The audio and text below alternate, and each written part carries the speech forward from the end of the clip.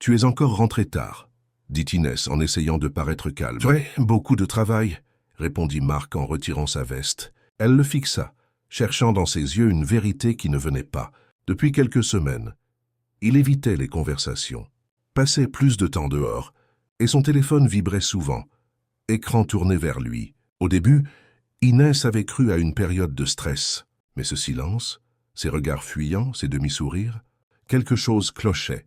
« Il y a quelque chose que tu ne me dis pas », lança-t-elle un soir. Marc soupira. « Tu t'imagines des choses. » Pourtant, elle voyait ses mains trembler quand elle posait des questions. Elle entendait ses pas hésitants avant d'entrer dans la chambre. Et surtout, elle ressentait cette distance glaciale qui s'installait entre eux.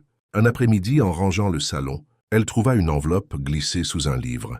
Pas d'adresse, juste son prénom écrit d'une écriture féminine. Elle hésita, mais l'ouvrit. À l'intérieur, une photo. Marc souriant, assis dans un café, face à une femme inconnue. Au dos, quelques mots. « Merci pour hier ».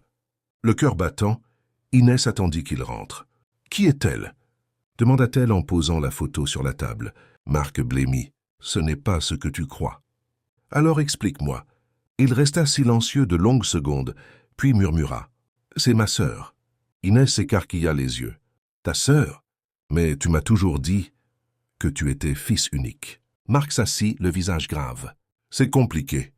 Mes parents m'ont caché son existence. Elle est née d'une relation que mon père avait avant de rencontrer ma mère. Je l'ai retrouvée par hasard il y a 2 mois. Je voulais apprendre à la connaître avant de t'en parler. » Inès sentit un mélange de soulagement et de colère. Soulagement. Que ce ne soit pas une trahison amoureuse. Colère qu'il ait choisi le silence plutôt que la vérité. « Tu aurais dû me le dire, Marc. Cacher, c'est aussi blesser. » Il baissa les yeux. « Je sais, et je ne veux plus rien te cacher. » Ce soir-là, ils parlèrent pendant des heures. La confiance avait été ébranlée, mais un pont se reconstruisait lentement.